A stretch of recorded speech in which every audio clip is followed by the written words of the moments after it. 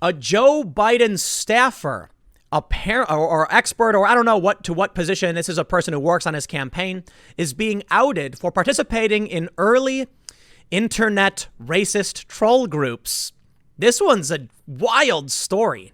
How did they not vet this individual who apparently was working with some of the most notorious racist trolls, for which I can't even say the name of the organization because it would be deemed too offensive. I'd get banned from YouTube. But yeah, a Biden staffer is now being outed as being one of these nefarious trolls. This one's a crazy story. Let's read it. A senior cybersecurity advisor to Joe Biden's presidential campaign spent years affiliating with a hacking organization and boasted on a personal blog about breaking into her neighbor's computers. Jackie Singh, who joined the Biden campaign in July as a senior cyber incident responder and threat analyst, was an affiliate of the hacking organization known as I can't say the name, the GNAA. I'll just say that because I can't say what it is. Once headed by white nationalist Andrew Auernheimer, also known as Weave. Now, full disclosure, I actually know Weave. For those that aren't familiar, Weave is, look, I'm not going to assign any kind of political label because I don't know what Weave actually believes. I do know that he does have a giant swastika tattooed on his chest. That should be enough for you to figure out what kind of person he is. He's probably the most notorious and famous internet troll who coined many of the key internet troll phrases.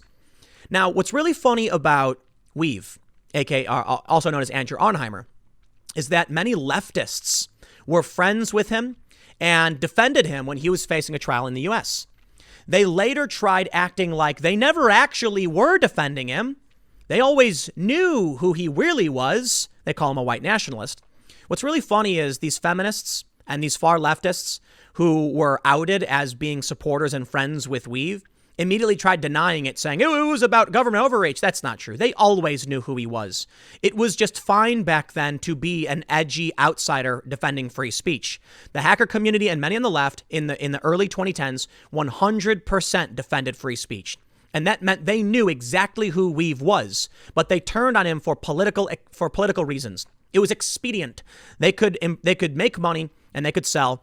And as soon as the tides changed on the left, they abandoned the cause of free speech and said, I never really liked the guy anyway.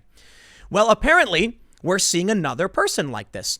A Joe Biden advisor working on his campaign, now associated as now known to have associated with a dude with a giant swastika on his chest. To be fair, I don't care about this guilt by association thing.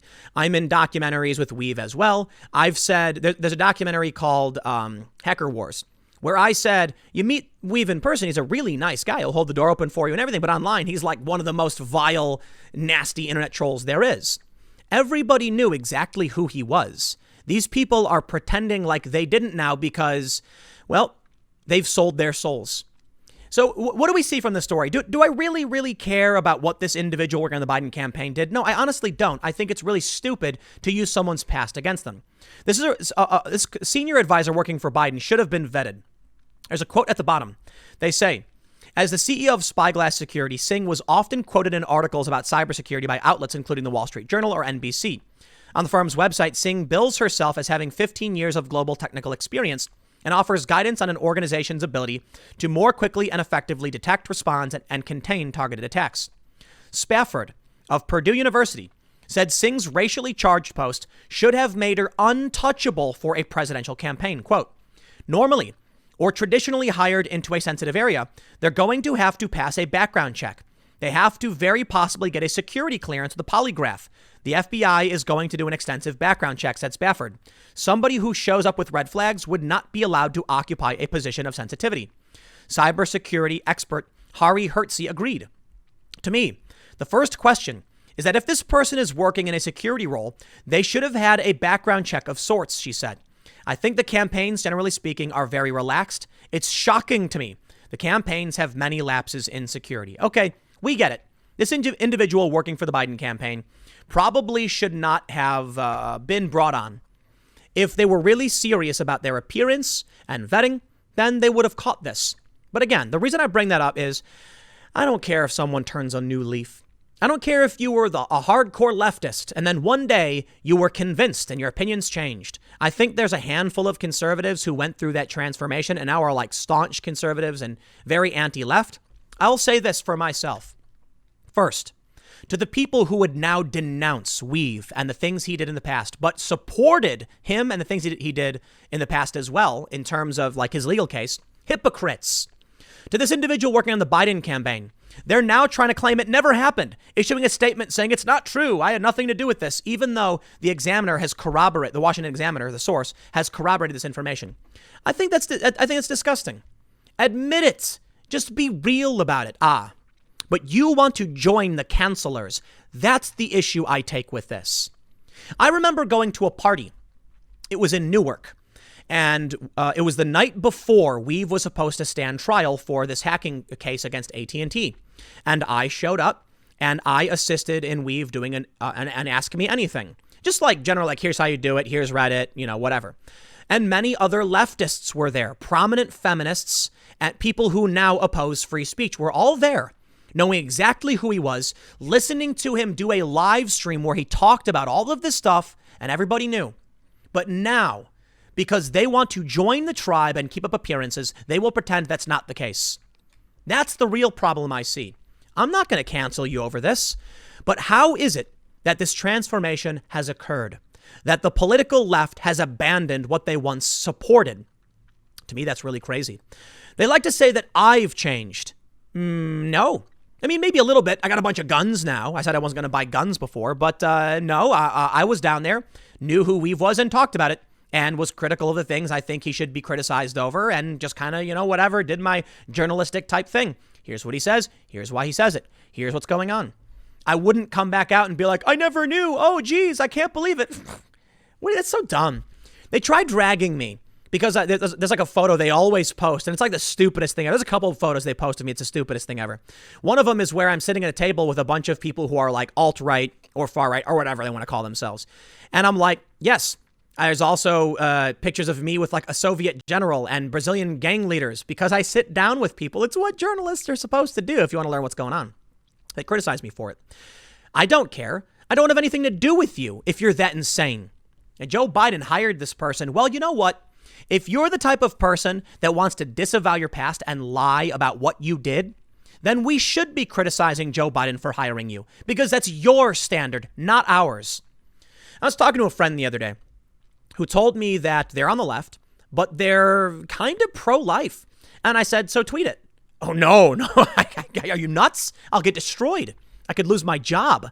Yeah. Who would want to live that way? That's insane. How many people on the left have things they want to say or do and they're scared to because they live under the boot of the collective? That is a nightmarish reality to live in. So no, my policies are not hard left. I just don't care about your authoritarianism and living under your dogma. If I have an opinion, I'm going to say it. And that's how it's always been. Which is why it's really funny when I think when these people come out and they say like, Tim changed, you become so right wing. What are you talking about? I was criticizing the black bloc far left the entire time I was at Occupy Wall Street. I had criticized violence the entire time. No, it's you who have changed, left. The people who are cybersecurity experts who would pretend like they didn't participate in an extremely racist internet troll group because they want to work for Joe Biden. Is your tribal identity that important that you would just walk away? You know what? I get it. You never cared about those groups either. These people, these feminists who claimed to be acting in defense of Weave, who immediately went, oh, heavens, if only we knew. Oh, yeah, if only you knew. You knew. I know you knew. We were all there. It's so pathetic, right? They want to change the past, and they want to act like they're all saints, and they're so pure in their dogma. I was talking to some people about some former. I gotta keep this one a little bit vague, but I'll wrap it up with this.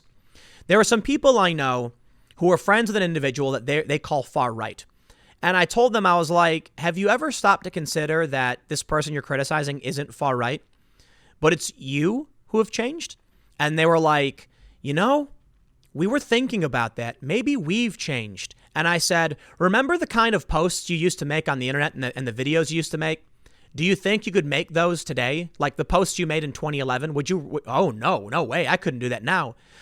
And do you think the person you're calling far right has changed then? And they're like, yeah, maybe that person's posting the exact same thing they've always posted, and it's us that have changed. And I said, there you go. Because I'm saying the same stuff I've been saying the whole time. During Occupy Wall Street, I supported free speech, and I was critical of police brutality. But I was critical of the protesters who were starting violence too. And they didn't like it and they attacked me, but there weren't very many of them. As their ideology expanded and these, people were desperate to cling to their leftist tribe, they just said, tell me whatever you want me to say and I will say it. And I said, I'm going to keep saying whatever I want to say. You can go F yourself. And so here I am. They call me a conservative now. No, sorry. You're just authoritarian wingnuts who sold your souls for a tribal collective because you were scared of being ostracized. Perhaps if you kept a spine, you could have something to stand on, or you'd be able to stand without flopping over. What do they say?